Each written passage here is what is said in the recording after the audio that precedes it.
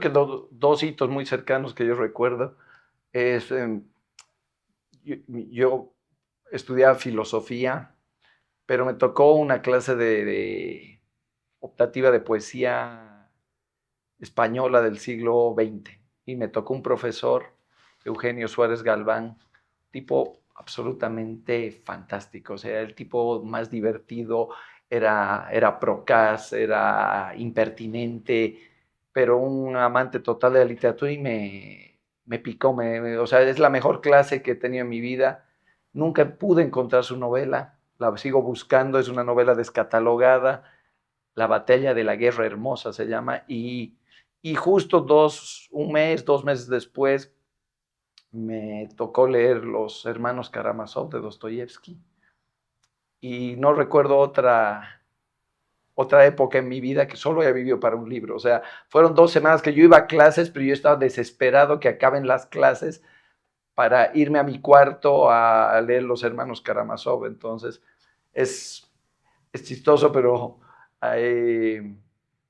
surge el tema de hermanos y luego con un nombre ruso, Karamazov, obviamente de un autor ruso y que pues hoy por hoy nos liga dentro de nuestro vínculo literario, pero sí fue, yo creo que ese fue el momento, esos 2 momentos como un clic para crear realmente un vínculo muy fuerte con la lectura y luego que eso devenga de cierta manera en escritura, ¿no?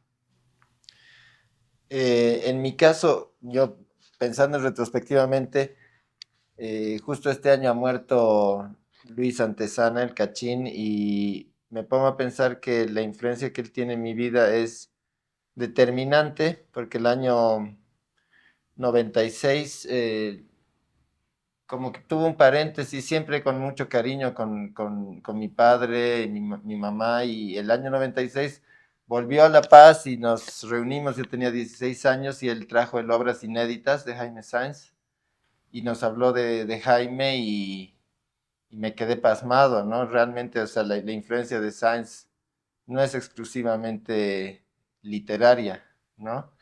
Y bueno, y luego también el Seque Rosso, que también ya no está entre nosotros, y me habló del Gran Sertón Veredas de Joe Guimaraes, que también es un libro que me dejó temblando. De hecho, al único que le puedo perdonar y que me lo spoileó fue el Cachín Antesana, pero aún así lo leí. No les voy a spoilear porque a pesar de tener más de 500 páginas, tiene un giro bestial y el Cachín me lo spoileó y aún así lo disfruté. Pero bueno, esas yo creo que han sido bueno, y Kafka, ¿no? El proceso que es la lectura, más que el contenido, la lectura del libro me acuerdo que fue eh, también determinante, ¿no? Ese momento que estaba leyendo, esas serían yo creo las tres aproximaciones más vertiginosas y agradeciéndole siempre al Cachín y al Seque, ¿no? Que también aquí en Cochabamba justamente fue la reunión con Juan Pablo Piñeiro, una reunión maravillosa, unas tardes preciosas cochabambinas, cuando leyendo poesía y recomendando a Guimaraes, ¿no? Que son palabras mayores. Y es que aparece, digamos, en los audiovisuales, ¿no? Yo venía de filmar con los amigos así un corto que se llama La aguja en el pajar, que efectivamente ha desaparecido la aguja en el pajar, y le cuento a Diego, estábamos estudiando fuera, y, y le digo, tenemos que hacer un corto, tenemos que escribir un corto, y ese corto pasó a ser realmente un largo en cuanto a toda la historia en la que empezamos a contar. Marcamos realmente todas las escenas, digamos, trazamos toda la historia y ya la teníamos y nos teníamos que separar y cada uno escribió básicamente la historia, un guión, un guión para filmar una peli. Pero lo que no sabíamos primero escribir guiones y no sabíamos que no sabíamos escribir guiones. Entonces nos pusimos a escribir. Él por un lado, yo por otro, él me enviaba, hacíamos una suerte de cut-paste, charlábamos mucho, nos escribíamos y no había WhatsApp, era por email todo. Y bueno, y salió entera la historia, el guión, que llamamos de Quenchas Perdularios y otros malvivientes. Y llegamos a La Paz y convocamos a las huestes de amigos, porque era una historia coral inmensa con mucha gente, entonces que actúen, que vengan. Y estuvimos casi 3 meses, toda la vacación universitaria, filmándola, ¿no? Y lo que resulta es que, bueno, la filmamos, es una otra aguja en el pajar ahí, porque terminamos de editar la peli que dura casi 2 horas y 10 minutos. Y, y pues es de serie Z, no, no, no, nunca, no, no, no es algo que uno pretenda, digamos, mostrar en el cine, ¿no?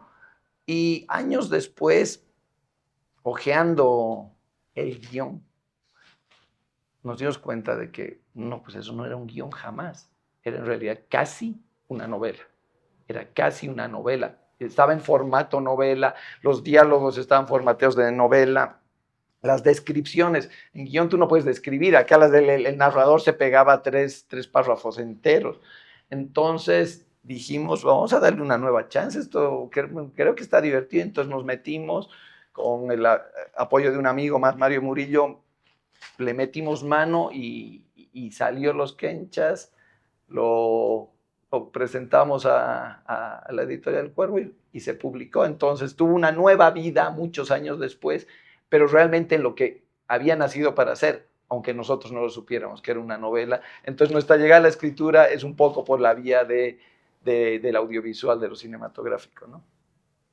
Claro, era una novela, o sea, podría tener una adaptación cinematográfica, pero tenía una cantidad de personajes que en primer lugar necesitarías 30 actores profesionales, locaciones, y también tiene una cantidad de diálogos que justamente es lo que menos se recomienda en un guión, ¿no? Que se la pasen hablando. Entonces, como nos gustaba mucho la historia y nos parecía una buena historia, buenos personajes, dijimos, pero es que y la tenemos en ese formato, hagamos una novela. Ahora, no es que ha sido inútil la película, eso es lo que conversando, porque la película lo que ha permitido es que algunos amigos que son muy buenos actores han dado matices de personajes que no estaban en la escritura original y que sí están ahora presentes en la novela de Quenchas Perdulares. Entonces, no ha sido en vano la filmación, sino que ha sido más bien un aporte para tener el producto que tenemos ahora. Bueno, realmente creo que hay películas, digamos, un momento igual que sería más o menos en mediados de los 90, ¿no? Que uno le toca ver, no sé, Pulp Fiction de Tarantino o 12 Monkeys de Terry Gilliam, y son películas que te marcan y luego, inopinadamente, pues empiezas a descubrir otros autores, te ves Gato Negro, Gato Blanco de Mir Kusturica, se te van abriendo cosas que realmente no conocía, empiezas a explorar. Y bueno, el cine a mí me fascinó y consumirlo y consumirlo y hasta hoy pretendo y trato dentro de lo que puedo, de lo que mi tiempo da, pero en ese sentido había esa vocación sobre todo y quizá un cineasta que bueno, creo que se ha deteriorado un montón, pero en sus inicios nos inspiró mucho fue Guy Ritchie, ¿no?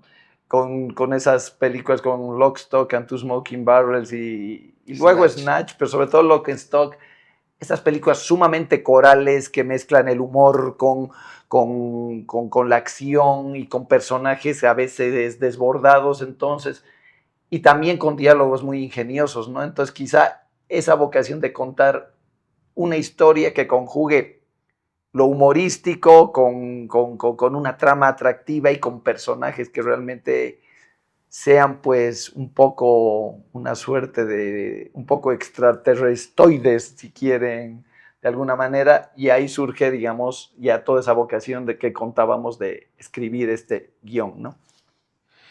Sí, bueno, para evitar equívocos respecto a la literatura, yo no me considero un gran lector. Tengo mis lecturas, mis autores, mis libros leo muy lento. Me gusta leer mucho ensayo antropológico, sociológico.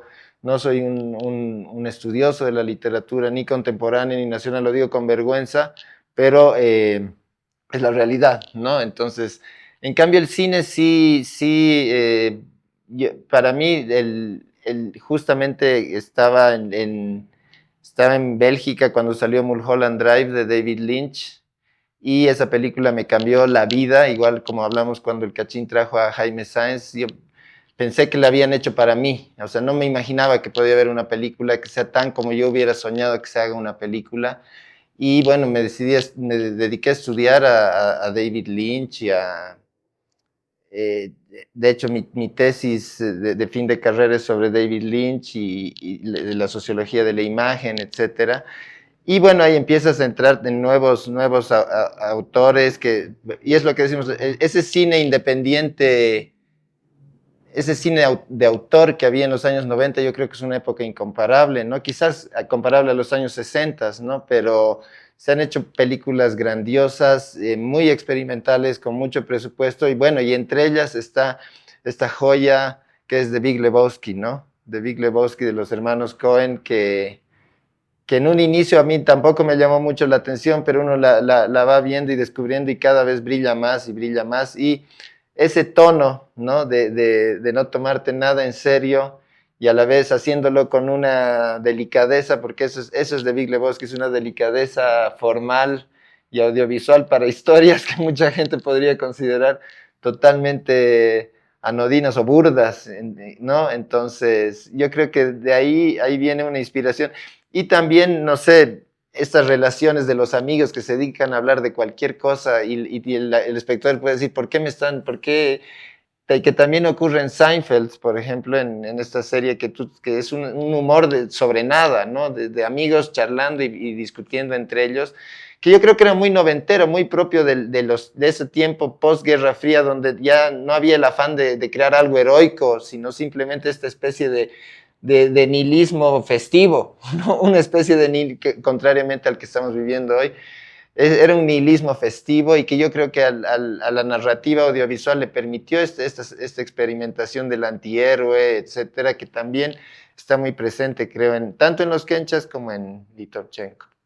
Como decía Diego, con Lebowski también surge a través de, digamos, de ese humor, de la comedia desopilante, ese vínculo también un poco peculiar con el noir, con la lógica detectivesca y luego pues descubrir posteriormente que claro, es una relectura total, digamos, del sueño eterno de Raymond Chandler, ¿no? Porque eso ya lo leímos posteriormente, pero claro, y luego dialogas y como casi todo el buen arte, ojalá uno tuviera tiempo, creo que los hermanos Cohen tienen eso, ¿no? Nunca la primera buena impresión con los Cohen es la mejor, pero cada vez que vas viendo sus películas, cada vez mejora, mejora. La quinta vista por la película ya es espectacular. Y Lebowski la podemos ver 500 veces y te vas a seguir riendo y vas a descubrir un giro más, un chiste mejor. Y bueno, sí, es una inspiración realmente. Y es curioso porque ellos también pues trabajan, si bien en cine, pero son hermanos que hacen y que realmente hablan como uno lee, como hacen cine, casi como si fueran uno que está dirigiendo, pero a dos voces, ¿no? Y es curioso que en los 90 haya este redescubrimiento del noir que para mí tiene que ver con el fin de una etapa bélica, digamos, intensa, ideológica, igual que en los años 40, después de la Segunda Guerra Mundial, aparece el film noir. En los 90 tú ves desde, no sé, Lost Highway de Lynch, el Gran Lebowski, Carne Trémula de Almodóvar, había como una curiosidad de retomar este tema que había quedado pendiente del film noir y porque es apasionante, no sé, el film noir igual, yo puedo no ver nuevas películas, pero Out of the Past de Jacques Tourneur la puedo ver 10 veces y no me canso, ¿no? No, Sí. Double Indemnity Double de Indemnity. Billy Wilder, sí, realmente es fabuloso. O The Big Sleep. The Big Sleep, Fabuloso. exactamente. Creo que en eso, yo creo que peco, bueno, claro, tengo que hablar en primera persona, peco de quizá en el tema del noir, porque no es que en Bolivia no se ha hecho, o sea, uno es consciente de que están los Cárdenas, están los Recacocheas, incluso Ramón Rocha ha explorado, digamos, el género, Urrelo un poco, y uno es consciente de eso, pero eso no ha hecho que tampoco, no por curiosidad, sino más bien por pecado, y lo reconozco, no lo hemos, no lo he leído, no los he leído lo suficiente y justo, digamos, ahora que toca, digamos, presentar una nueva novela y mucha gente los críticos muy lectores mucho más avesados te hacen las referencias, entonces uno se siente como en huelga, o sea, se siente orgulloso además de ser parte de ese universo, pero te sientes un poco apocado, como decir, no te cuento que no he leído Periférica Boulevard y te sientes pues, que las miradas hostiles empiezan a cernir sobre uno, ¿no? Entonces justamente estoy en esa búsqueda de, en base a lo que me han dicho, empezar a hacerme de la tradición y lo que sí tocando en lo que decía Diego, una influencia consciente, quizá más en los quenchas y muy inconsciente porque no se ha pretendido que esté, pero que está con nosotros en todo momento, creo que es Jaime Sáenz, ¿no? En eso sí, Jaime Sáenz y más el Jaime Sáenz, yo les diría de Narciso Limacha que el de Felipe Delgado, que amo el Felipe Delgado, me parece la mejor novela andina que se ha escrito, pero el Narciso Limacha creo que es la novela boliviana más hilarante que se ha escrito, me parece un divertimento absoluto, sobre todo la primera parte, los papeles de Carlos María Canseco, es un cago de risa realmente, entonces amo esa novela con devoción y Sáenz es una presencia, como él mismo dice de Illimani, yo lo siento que Sáenz está en nosotros, ¿no? Más allá de que no se pronuncie muchas veces, pues está. Entonces esa es una influencia absolutamente insoslayable de la tradición boliviana. Y bueno, como les he dicho, no soy un lector avesado. He leído a Abeja Reina de Ricacochea, he leído a Gonzalo Lema. Sí, los he disfrutado en diferentes medidas, pero no. Bueno, en primer lugar, cuando uno escribe algo, no está pensando en sus influencias, ¿no? Pero yo creo que en partir de influencias para escribir algo, no sé si va a ir a buen puerto. Lo que te emociona es una historia que quieres contar. Y yo creo que el problema del el detectivesco es lo que hablamos con Edmundo Pasoldán, corresponde a sociedades muy racionalizadas, sobre todo el policial inglés, a sociedades muy racionales, muy institucionales, donde las instituciones pueden funcionar. En cambio, yo digo, ese sistema no puede, o la gringa, digamos que son sociedades muy atomizadas, muy individualistas, y aquí no somos ni institucionales ni racionales y somos tremendamente gregarios, no somos individualistas. O sea, yo creo que el chisme, por ejemplo, no sé si te servirá en Los Ángeles, pero aquí nos movemos por puro chisme, digamos, ¿no? Entonces el chisme tiene que ser un recurso para un detective y a su vez no puede contar con instituciones, con archivo, con todo esto que sí se cuenta en otras sociedades. Entonces yo creo que había que hacer un giro ahí respecto a esta idea del detective solitario en una sociedad atomizada. O sea, no, gracias a Dios no tenemos ese tipo. Tenemos otras patologías que son debidas al gregarismo probablemente, pero había que jugar con eso. Y lo que sí teníamos un principio, es bien difícil tener una forma, pero sí queríamos que sea chistosa, ¿no? No, quizás no el humor del chiste, pero sí el humor cargado en los personajes, ¿no? En sus diálogos, en las relaciones. Eso nos parecía muy importante. No sé si pretensión de originalidad, pero lo que sí había que encontrar, digamos, es la visión, digamos, que se acomode a nuestra realidad. O sea, cómo digamos, géneros que están muy trabajados, están expandidos, digamos, a nivel anglosajón, digamos, podemos decir, y a nivel otros, qué sé yo, Francia, traerlos a esa realidad tan desajustada que mencionaba Diego, ¿no? Entonces, ya sea en los quenchas, adaptar, digamos, una idea gringa de una prohibición o el hecho de los detectives. A nosotros realmente nos motivaba mucho la idea de trabajar con detectives, o sea, era una cosa que realmente nos parecía sumamente sugestiva, pero teníamos que encontrar algo que realmente no es, pues, la cotidianidad de nuestra realidad, ¿no? O sea, entonces había que buscar hacer clic, pero yo creo que ahí es donde, obviamente, mientras construíamos el misterio, la trama, los personajes se nos iban develando, y ellos mismos fueron encarnando eso, pues que al final disfrutamos, Y lo que tú mencionabas, y la base de eso era mucho el humor, ¿no? Esta relación de amistad, la amistad como uno de los ejes, tanto de los kenchas como de dónde carajo está Litovchenko. La amistad es un eje importantísimo y esta amistad quizá pensada en una lógica de al amigo más que disfrutarlo, lo padeces, ¿no? Lo padeces, ¿no? Entonces hay una cosa de padecimiento de amistad porque el amigo te saca de quicio, el amigo se manda unas cagadas que tú luego tienes que resolver, entonces ese tipo de cosas que...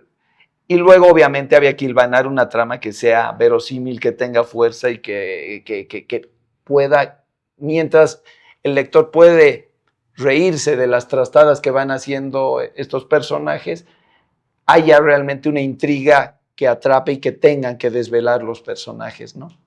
Ahí había los desafíos y que cuajen una realidad boliviana verosímil, ¿no?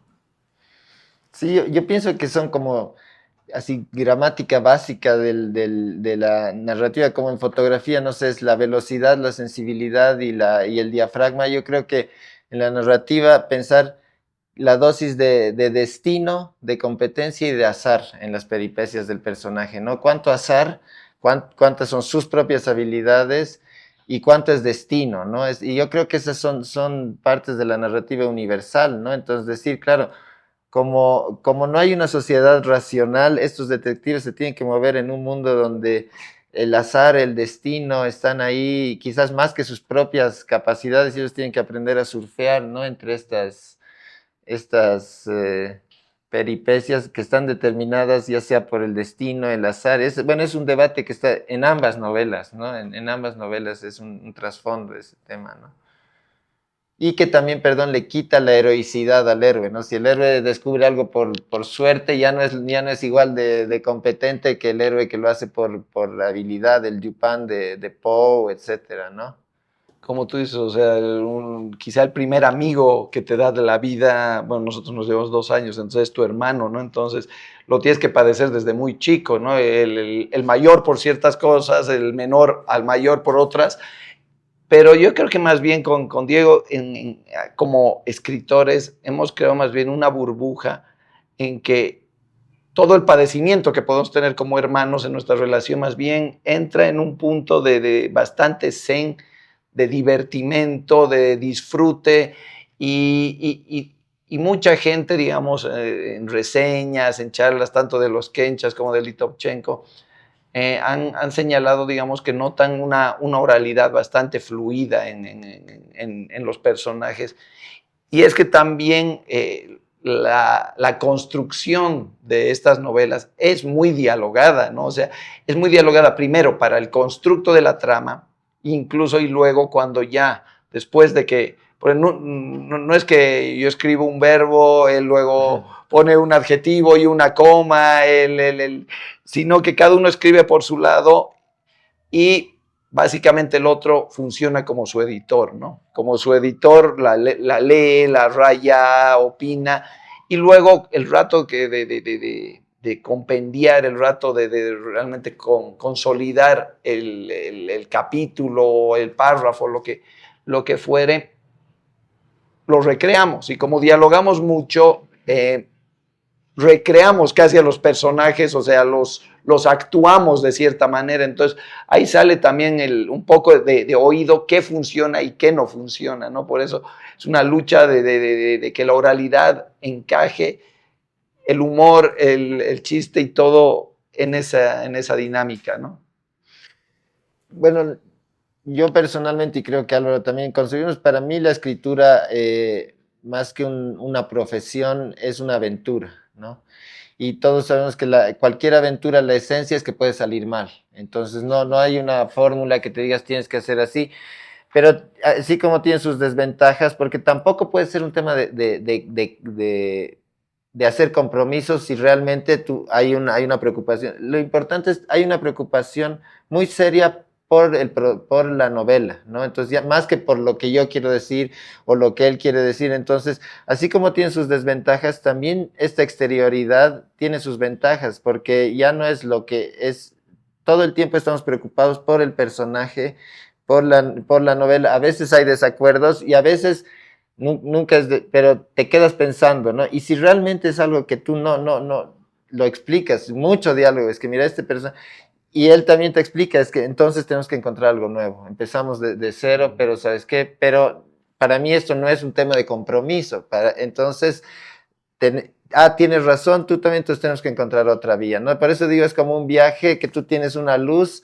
y a veces uno maneja y se mete al pantano, tienes que darte la vuelta, el otro se duerme, otro maneja, a veces estás de acuerdo, a veces encuentras un atajo maravilloso que no te habías esperado, pero lo importante es la luz que tienes ahí al frente, ¿no? Más que la opinión de cada uno, etcétera, ¿no?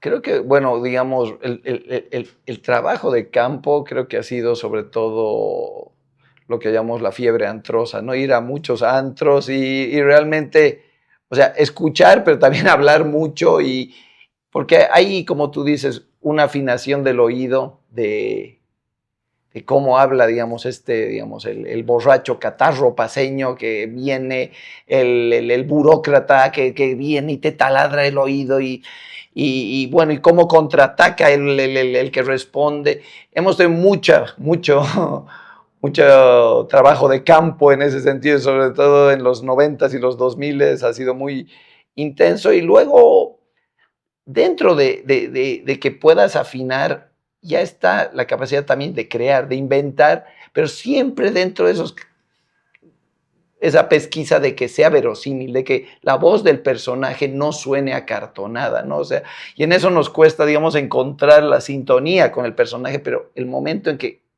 el personaje realmente encuentra su voz es que para nosotros es una satisfacción enorme. Y como dice Diego, a veces llegamos a encrucijadas que por ahí para uno está funcionando, para el otro no, pero vemos, si no, lo mejor es dejarlo de lado, sacar, y como que muchos, como han caído 3 versiones previas a esta última de Litovchenko, también se han caído varios personajes que en un momento eran hasta muy relevantes dentro de la trama, pero se han visto que realmente, no solo por su voz, pero quizá por la causalidad que ocupaba, pero si no cuaja el personaje es mejor dejarlo de lado, ¿no? Entonces, y para que cuaje, tiene que tener una voz, porque va a estar dialogado, va a estar realmente dentro de cómo escribimos, va a pronunciarse, digamos, y va a estar dialogando con otros personajes. Bueno, yo creo que hay una investigación profundamente humana en toda literatura, no sea buena, mala, pero es diferente de la etnografía, ¿no? Porque yo creo que, como dice, lo que manda es el personaje. Entonces, te pueden decir, sí, pero un tramitador jamás diría eso etnográficamente, pero si tú construyes bien a tu personaje y te metes y comprendes por qué ese tramitador diría eso, no hay problema, o sea, no estamos haciendo etnografía. El problema es que irresponsablemente le hagas decir algo porque tú quieres, es porque no te has encariñado. Para mí lo importante es encariñarte con tu personaje. Y yo veía esto en una clase de actuación que la aplico totalmente a la escritura, es decir, el actor, en este caso vamos a decir el escritor, no puede hablar desde fuera del personaje, tiene que ser su abogado defensor. Por más vil, por más repugnante moralmente que sea, tú no puedes ponerlo como un personaje, sino estás hablando como su abogado defensor, tienes que entender todas las causas de por qué habla así. Y cuando ya tienes ese personaje, para mí ahí sí interviene decir, claro, en qué contexto, imaginarse su trabajo, su familia, su origen, etcétera. Pero no partir de la investigación para que tú tengas que ser totalmente, digamos, leal a una etnografía. Para eso existe la etnografía, justamente, ¿no? No estoy diciendo que no tenga que ser verosímil, pero la verosimilitud parte de que tú te has metido tanto en este personaje, por más odioso que sea, que necesitas saber qué diría, necesitas... Y lo que yo pienso es que los personajes en nuestro caso, no se los creas, sino más los vas revelando, ¿no? Es como, yo digo, es como una planta, tú la vas regando, la vas podando y de repente ves que ya empieza a dar frutos y sí, por este lado va, ¿no? Y algunas personas, como él dice, se secan y se caen y dice, eso no funciona, digamos, ¿no?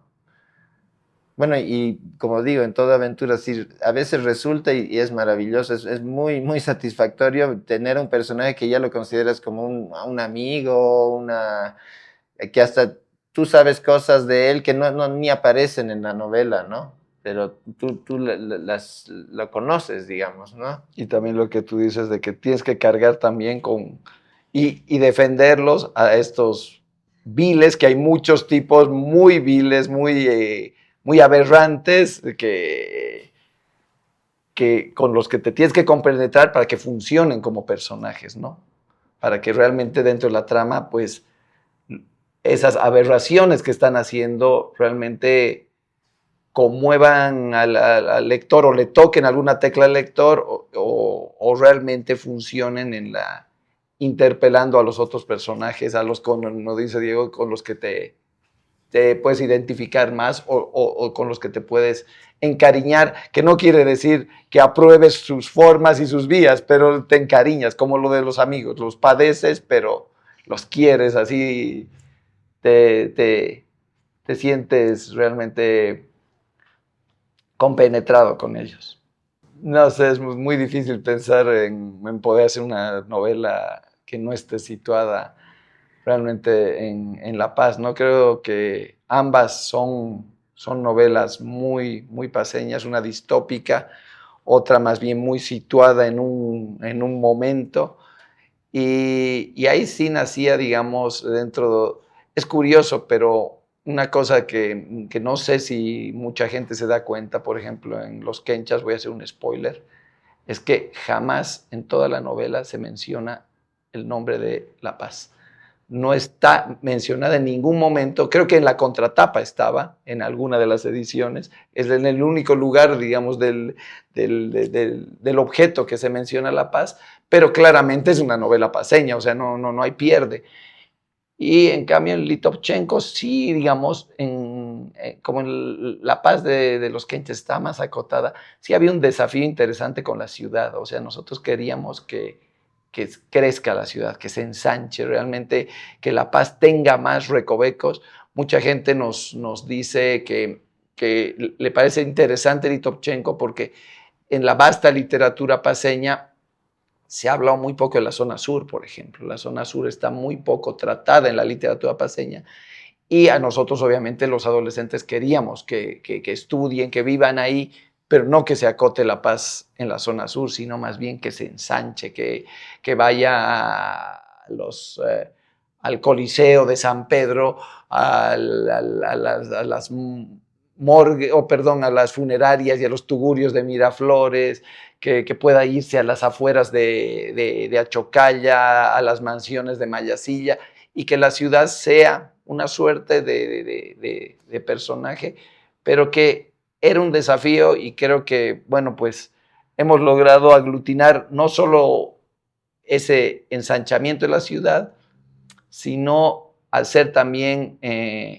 ciertos rituales y ceremonias que ocurren en esos, digamos, nos referíamos antes a las borracheras o ir a un combate de box o a un concierto de metal underground o a un campeonato de cacho y entonces se van dando ciertos rituales que son los que configuran finalmente una urbe, ¿no? Porque una urbe obviamente cada uno tiene su parte indoors, pero la parte gregaria que mencionaba Diego, son a partir de eventos que ocurren durante la trama, ¿no? Sí, claro, yo creo que justamente si no se menciona la paz en los Quenchas, porque es una La Paz tan omnipresente y tan también fabulada, romántica, ¿no? Es como incluso el arquetipo de la gran urbe de la que llega una persona rural, ¿no? Es arquetípico el personaje rural que llega a la gran urbe, que está presente también, no sé, en La Nación Clandestina, hasta Midnight Cowboy, o sea, es un arquetipo de la modernidad. En cambio, Litovchenko es una La Paz más sociológica, ¿no? Donde hay estratos, y en ese sentido muy propio del detectivesco, ¿no? Que puede estar deambulando de las grandes mansiones hasta los lenocinios, donde los brujos, los burócratas, entonces y esa La Paz burocrática, ¿no? Que yo creo que es lo que la diferencia de muchas ciudades andinas como Cochabamba, Arequipa, Sucre, Potosí, Cusco, que todas tienen, pero La Paz es una ciudad llena de edificios, de burócratas y tiene esa intensidad. El Estado está tan presente que genera pues toda una red de tinterillos, abogados, tramitadores, o sea, eso nos decía el Marcelo, me impresiona, y nosotros sin pensar en ello, lo presente que está la burocracia. Claro, tú vives en Cochabamba, pero nosotros estamos en la ciudad donde el Estado es una fuente de empleo, de triquiñuelas, de contactos, omnipresente, ¿no? También que está en La Paz y que a mí, bueno, sociológicamente y vivencialmente no es muy grato, pero literariamente es una fuente de inspiración enorme, ¿no? Y en esa red que mencionas justamente está lo que decías antes, el chisme, ¿no? Claro. El chisme como una forma realmente de cohabitar, del hablar del colega, del que sabes, a este lo van a contratar, a este otro, este... Hay toda una lógica del chisme que obviamente pues se empapa en justo... Y que no pasa solo en La Paz, pasa en Washington, en Bruselas, donde realmente hay los contactos, ¿no? El mundo del el bar donde te van a dar el contacto de este y el, o sea, es propio de las ciudades burocráticas estatales, ¿no? Donde hay todo ese trasfondo de ir a buscar contactos, de la muñeca, que aquí se conoce la muñeca. Tener muñeca es fundamental, ¿no? En estas ciudades. Así. Es que de Kenches es una historia muy, como tío, muy singular, ¿no? No, parte de un falso guión para volverse en una película de amigos y de luego para volverse una verdadera novela, ¿no? Muchos años después. Y tiene tanta exterioridad que son diferentes épocas de uno mismo, ¿no? Le hemos empezado a escribir alrededor del 2000, 2001. Imagínense, la novela se publica el 2013, entonces eres tú mismo, ya te has vuelto editor de lo que habías hecho antes y tienes una relación, por eso, muy, muy entrañable, pero de mucha exterioridad con lo que para mí es positivo, ¿no? O sea, entonces a los personajes los has visto, han habido retoques hasta llegar a ese momento que es la novela, ¿no? Y que bueno, tiene gente que que le gusta mucho, le pica mucho, tiene sus detractores y todo, pero ese es ella, ¿no? Tiene su personalidad, su estilacho, como se dice. Sí, es una novela que a fuego lento fue, digamos, ganando sus adeptos, muchos por el cacho, otros por el humor, otros por la oralidad y bueno, pues nos dio la gran satisfacción de reeditarse, ya que el 2019 se reedita la novela y hoy, volviendo al tema, es una aguja en el pajar. Ayer apareció más bien, a veces tienes esa satisfacción que llega alguien que te la hace firmar ya totalmente extemporáneamente y encontrar un amigo ahí en Sucre que tenía la primera edición. Entonces, no es un libro con el que, como dice Diego, hemos tenido que cohabitar mucho tiempo, ¿no? Entonces, tenemos una linda relación con él y bueno, pues... y ha sido pues como en realidad un catalizador de entender que lo que inicialmente un germen que teníamos y eventualmente volveremos alguna vez de coescribir guiones, codirigir cortometrajes, devino en quizá lo que nos satisface más, que es ser novelistas, ¿no? Entonces, en ese sentido, ha sido una suerte de guía por sí misma, que nos ha enseñado tantas cosas, por lo cual es una novela al que le tenemos mucho, mucho cariño, ¿no? Y bueno, esperamos que pronto pueda haber una tercera edición para que todo, porque nos preguntan, ¿no? Y la del cacho, y la del cacho, y pucha, y da pena decir, es que no hay, no, ni yo tengo, pero también da alegría decir se ha agotado, ¿no? Pero esperamos con mucha esperanza que haya una tercera edición En breve, ¿no? en breve, sí.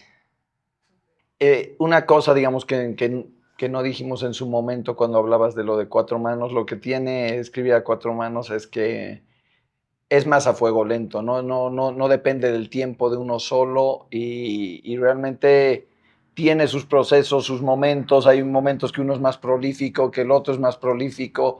Hay momentos que existencialmente te demandan algunos hiatos pero Y también hay otra cosa, nosotros no lo hemos dicho, pero no es que tenemos un método para escribir, o sea, no es que siempre volvemos a una forma, o sea, cada vez que nos toca se va creando una sinergia particular, ¿no? Y bueno, con Litovchenko es algo que también tenemos de mucho más atrás, ¿no? Es una imagen que brota de un bailarín de ballet soviético y aparece una imagen un poco misteriosa, un tipo que entra y vamos a corte y un detective ceboso, sudoroso, detective o policía dice, ¿dónde carajos está Litovchenko? Entonces se nos queda el título, se nos queda esta imagen del bailarín soviético y a partir de ahí hemos estado como 15 años dándole vueltas, o sea, y luego vienen los detectives, esa idea justo que queríamos hacer una detectivesca, ¿no? Queríamos hacer una detectivesca. Entonces, han ido cuajándose y dándose las cosas hasta que hemos encontrado el tiempo, el momento y hace un tiempo largo, porque son 7 años, o sea, realmente en lo que decías de hace 12 años se publicaron los Kenchas, empezamos a escribir Litovchenko antes de que salga la segunda edición de los Kenchas y recién pues en su cuarta versión termina cuajando, pero surge de ese título, ¿no? De ese título y si justo hablábamos con la gente ahí, con los amigos de que se nos dan por poner nombres un poco peculiares a nuestras novelas, que tenemos que al final abreviarlas, porque de Kenchas Perdularios y otros malvivientes, o dónde carajo está Litovchenko, finalmente terminan deviniendo en Los Kenchas, una, o Litovchenko, la otra, como al final las mencionamos O familiarmente. Lichovenko. Lichovenko, como diría Alex Ayllón, Lichovenko, ¿dónde carajos está Lichovenko? A mí me tocó después de los Kenchas la experiencia de escribir otra novela a cuatro manos con un seudónimo, con un colega, sociólogo y amigo de toda la vida, Mario Murillo. La Isla Trasnochada es distinta, es una distopía eh, sobre la burguesía paseña, muy al estilo del Ángel Exterminador de Buñuel, y ha sido también muy divertido y entretenido. Pero los que la leen se van a dar cuenta que realmente no es el mismo escritor que el escritor de los Kenchas o Litovchenko, porque esta la trabajamos juntos, es otro universo y como que cuando ya terminó el 2016, eso, como dije, ya nos tocó el momento de decir, ya nos pongamos realmente, porque ya tenemos el título de dónde querrá estar Litovchenko, pero no sabemos nada sobre la novela. Y como dijimos, ya pongámonos a escribir y ha sido lindo porque sin mucho pesar hemos descartado versiones bastante avanzadas, como 3 versiones, y empezando de cero, ¿no? Y como digo, sin pesar, como esas versiones fueron parte del sedimento que necesitaba la novela y ya con la última ya sentimos que esa era, ¿no? Que ya habíamos agarrado ritmo, velocidad y los personajes ya nos empezaban a... Yo creo que eso es cuando te das cuenta que estás yendo en buen sentido, cuando los personajes, cuando antes de dormirte te echas una risa porque te has pensado algo, o el personaje te ha dicho algo, o te levantas y anotas, y así, bueno, y el último tiempo ha sido como cada vez más velocidad, y son 7 años, y por eso yo digo, son tan importantes las lecturas, este aspecto colectivo, que ya cuando hemos trabajado bueno, antes de trabajar con Marcelo ya habíamos tenido lecturas de gente muy de confianza que han sido muy importantes, porque aun que escribas entre dos, es difícil tener objetividad, no pierdes la objetividad. Entonces viene una lectura de afuera y a veces te hace ver cosas que dices, sí, pues no, o eran cosas que a ti tú dudabas y vienes de afuera y te dicen, o a veces te reafirma cosas que tú dices, no, es que esto es realmente lo que... Y ya cuando hemos trabajado con Marcelo ha sido, de nuevo, ya a toda velo, pero también el Marcelo en eso ha sido muy sabio, nos ha dicho, ¿saben qué?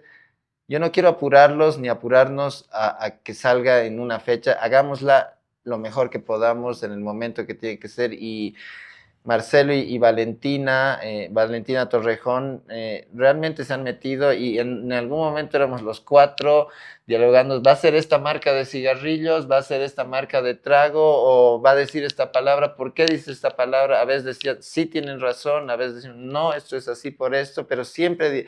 Y es lo que dice Marcelo, que yo, para mí era algo bastante común, pero es muy dialogado y estos hermanos no se enojaban cuando tú les decías, pero esto no tiene sentido, sino que se ponían a pensar y a veces decíamos, sí, tienes razón, y a veces no. O sea, es así como es la cosa. Y bueno, por eso yo creo que es más colectiva aún que en el fondo, porque estas conversaciones son muy importantes y ya es lo que se llamaría el acabado, ¿no? La obra fina, son los detalles que quizás más van a saltar a la vista, los que se trabaja al final. Como incluso la idea coral de la portada también, o sea, cuando ya Marcelo nos dio la luz verde que quería, leyó la novela y le gustó mucho y es muy lindo trabajar con un editor que esté enamorado de tu libro, ¿no? Entonces, porque realmente ya nace desde el cariño, entonces todos queremos lo mejor para la criatura, no es la madre mala del rey Salomón que la quiere cercenar, sino todos queremos más bien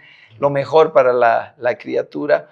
Y un desafío que nos surgió es el tema de la portada, ¿no? Entonces, nosotros tenemos a nuestra tía, la hermana de mi madre, que es artista plástica, y como podíamos trabajar cercanamente con ella, además de que tiene un talento inmenso, se nos ocurrió pues esa idea vanguardista de una portada de collage dadaísta, constructivista, porque ya estábamos metidos en lo soviético, ya teníamos un Litovchenko en el nombre, y ahí empezamos a construir esta cosa, el collage de que decirle, tía, mira esto, aquello, pam, pam, y ella empezó a entendernos, a cuajar, a agarrar referencias, y surge una parte que a nosotros también nos gusta mucho porque es como que de una lógica vanguardista de los 20 se plasma esa Bolivia noventera, digamos, a partir de la portada donde vemos a la silueta de Echeverry, al compadre Palenque, a Goni, a Pamela Anderson, íconos propios, íconos foráneos, pero de una época que queríamos representar obviamente en la novela, ¿no?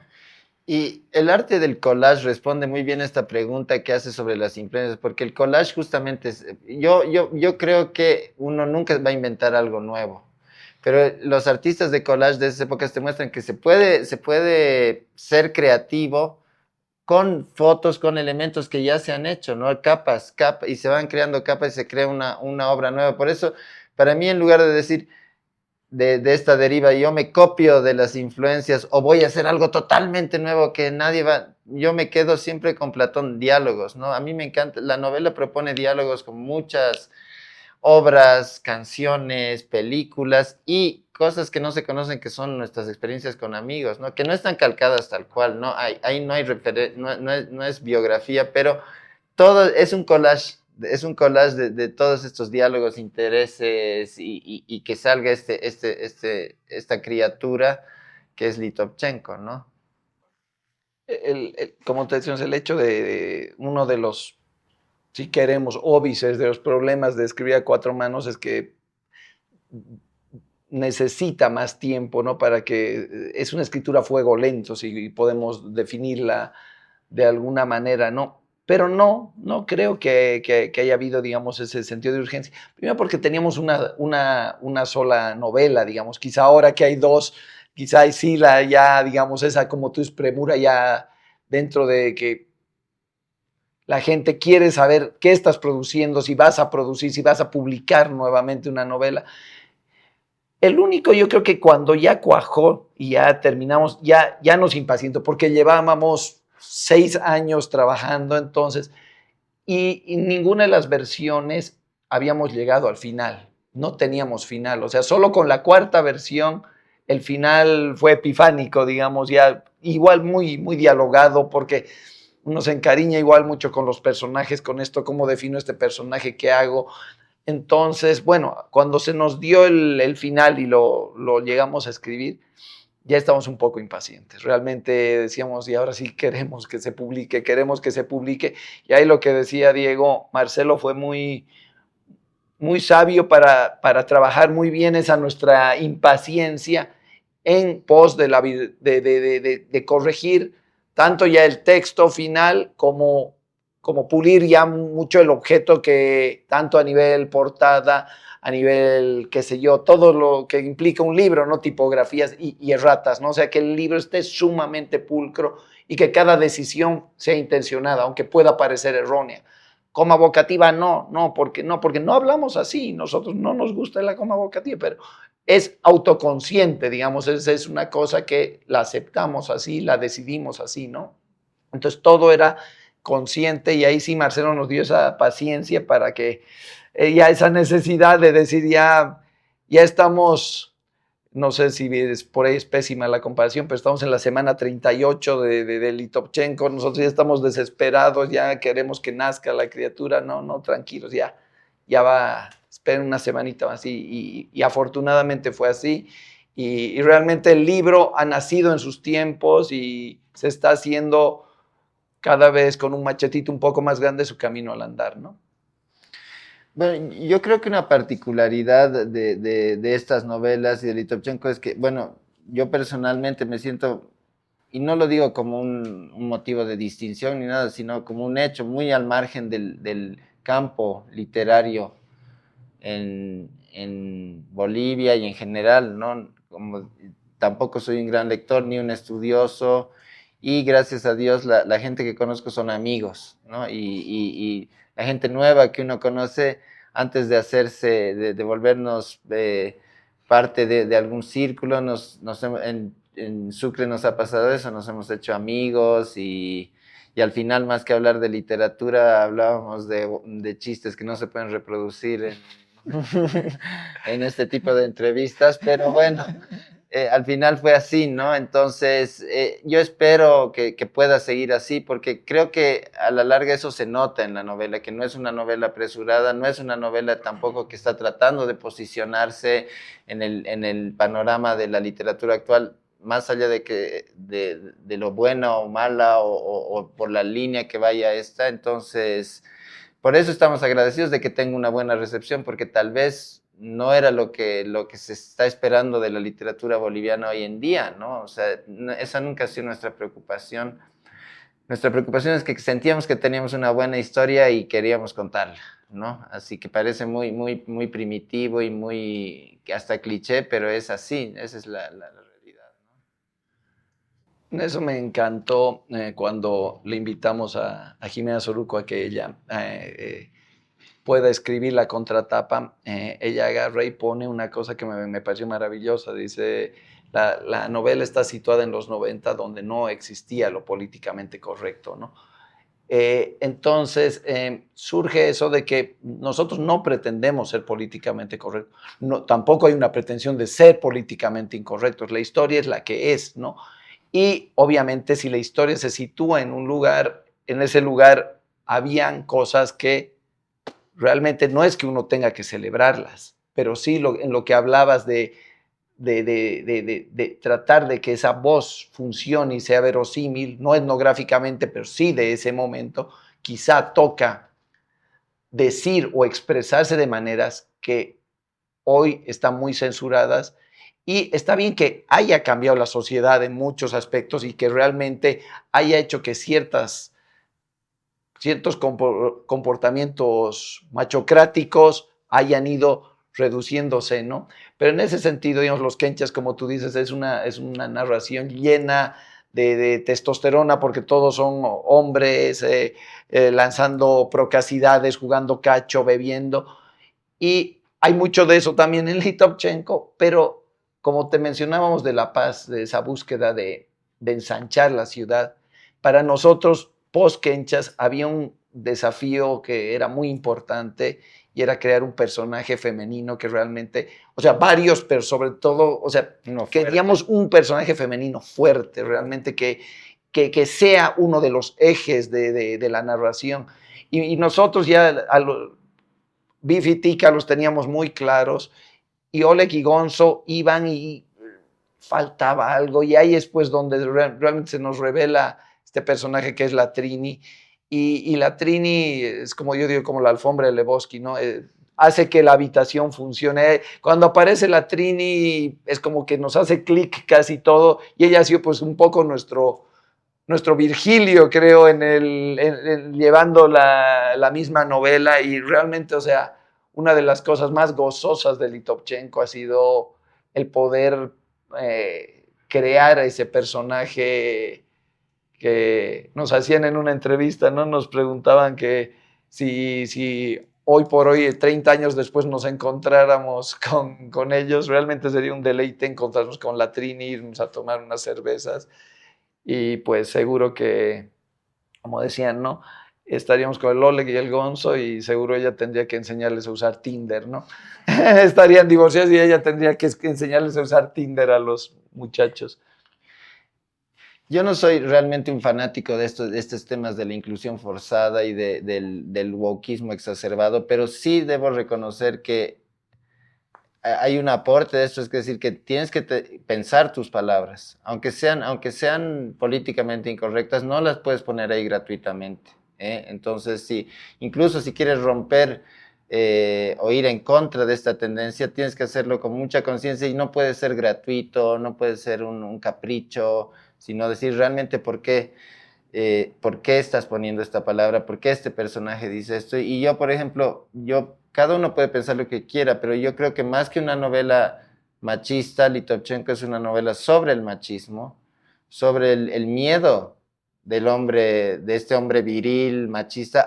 En el fondo es miedo, es un desconocimiento que tiene de la mujer, de lo femenino, y prefiere llenar ese hueco con estereotipos, con soberbia, con desprecio, y justamente lo que me satisface, el personaje de la Trini no es un personaje feminista, es un personaje femenino, tremendamente femenino, y que está de igual a igual.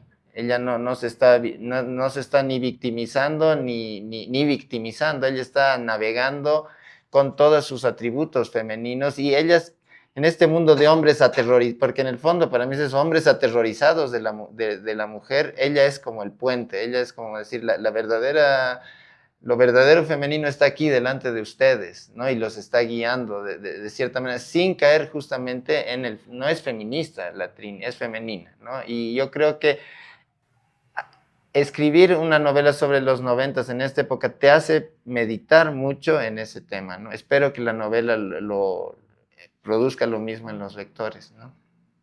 O sea, como dice Diego, todo hecho artístico, sea irreverente, sea muy formal, tiene tiene que ser responsable, ¿no? Y tienes que ser responsable justamente de lo que hablamos de la voz de tus personajes, tienes que ser responsable, pero justamente lo maravilloso del arte, de la ficción, creo que es que realmente the sky's the limit, o sea, tu imaginación, tu creatividad, obviamente con los insumos que tienes, con tu experiencia, con tus tours populares, con tu oída, con ir y comer en los mercados, porque realmente luego con Diego podemos decir que esa La Paz que contamos la hemos de alguna manera, no hay nada de biográfico, pero la has vivido, la has recorrido, la has transitado, la has oído, los bocinazos, las charlas. Y en ese sentido creo que poner limitaciones de eso, o sea, ya es llevar a volverte un policía artístico que realmente el gran dañado no va a ser un autor, un escritor, un pintor, alguien particular, sino realmente el arte en sí. Realmente si vamos a empezar a censurarnos y solo dar legitimidad de que solo, qué sé yo, solo los yotaleños pueden hacer una novela de Yotala, o solo una persona trans puede tener un personaje trans en su novela, realmente, o sea, limitamos totalmente la posibilidad de crear universos. Porque claro, la literatura, digamos, ahora hablábamos de un caso un poco excéntrico de que escriban dos, pero es algo de uno, y si va a incorporar personajes dentro de su novela, o sea, son personajes que pueden alejarse muchísimo de su realidad, sobre todo si es una historia además coral como la que nos gusta hacer. Si no, la literatura está condenada a ser stream of consciousness y flujo de conciencia y vivir de los pedos de uno, o sea, realmente, y me parece que es, no porque esa literatura no pueda ser valiosa y pueda ser muy potente, pero limitarla a eso, porque simplemente te están celando, te están censurando todo el mundo para decir, ah, no, tú no vives ahí, tú no perteneces a ese género, tú no perteneces a esa clase social, y realmente se vuelve muy limitante, ¿no? Va a tocar que las críticas por ahí lleguen, pero, como decía Diego, somos muy autoconscientes de que es un desafío al escribir y como decía nuestro abuelo, y una frase que le encantaba a mi papá es, no hay clave del éxito, pero sí hay una clave del fracaso y es querer conformar a todos, ¿no? Entonces, realmente al publicar estás dando un punto de vista, un enfoque. El libro ya se va a hacer su vida solo, ya no es de los hermanos Loaiza, ya es de los lectores, y algunos se reirán mucho, les gustará, otros les encantará, otros lo aborrecerán, como nos ha pasado con los quenchas, mucha gente le ha gustado, otros lo han aborrecido, pero es pues, estamos jugando en eso y las reglas del juego son así, pero nosotros nos sentimos muy responsables de lo que hemos publicado. Y el peor problema, más que la policía exterior, es la policía interior. Es decir, pucha, ya, pero yo no puedo escribir sobre una mujer porque yo no soy mujer. No puedo escribir sobre alguien, ya no digo del Alto, de Sopocachi, porque yo no he vivido en Sopocachi. Entonces, ¿qué? Voy a terminar escribiendo sobre mí, ¿no? Y la gente quiere saber, o sea, ¿por qué tiene que ser tan interesante mi vida? Entonces, yo digo, la imaginación. Ahora, para mí el error está entre confundir la imaginación y la fantasía, porque la imaginación tiene reglas, crea sus propias reglas, pero las respeta y es responsable. La fantasía es decir, yo quiero hablar de un heladero y no me importan los heladeros y le voy a hacer, o sea, para mí la fantasía es capricho. Y estoy de acuerdo con eso, uno no puede escribir de un contexto por capricho. Pero la imaginación es esto, es poner tus propias reglas y entrar en esas reglas. Y si nos limitamos a hablar de nosotros mismos, perdón, estamos jodidos. Vamos a leer solo novelas de gente pensando sobre sí misma. O sea, me parece, yo como lector no es lo que más me motiva, ¿no? Y perdón, también te quita para mí este trabajo que ya es medio espiritual del escritor, del creador, es salirme de mí mismo y ponerme en el lugar de otro, que puede ser una persona repugnante moralmente, pero yo tengo la obligación al escribir de decir, no, no voy a hablar de mí, voy a hablar como si fuera él, ¿no? Y con sus intenciones, con sus valores, etcétera, que creo que es un ejercicio, es peligroso, no es fácil, pero ese es el ejercicio que tiene que hacer alguien que está trabajando con personajes, ¿no? Yo creo que, digamos, ya más que decir la literatura, el arte en general, ¿no? Porque podemos incorporar todo, ¿no? La pintura, el cine, todas las artes, me parece que son fundamentales para crear no solo identidad, sino también orgullo, ¿no? Orgullo, o sea, no sé, me imagino que muchísimos o la gran mayoría de los húngaros no habían leído a Laszlo Krasznahorkai, eh, pero el hecho de que Laszlo Krasznahorkai gane el premio Nobel, no porque sea el fin de los escritores, pero yo creo que le ha traído a Hungría un bálsamo de orgullo nacional de tener una persona que está narrando su realidad de una manera además cruda, sin vaselina realmente, o sea, con mucho ojo crítico, pero para el país es algo que realmente, algo que te da también el deporte, por ejemplo, ese orgullo nacional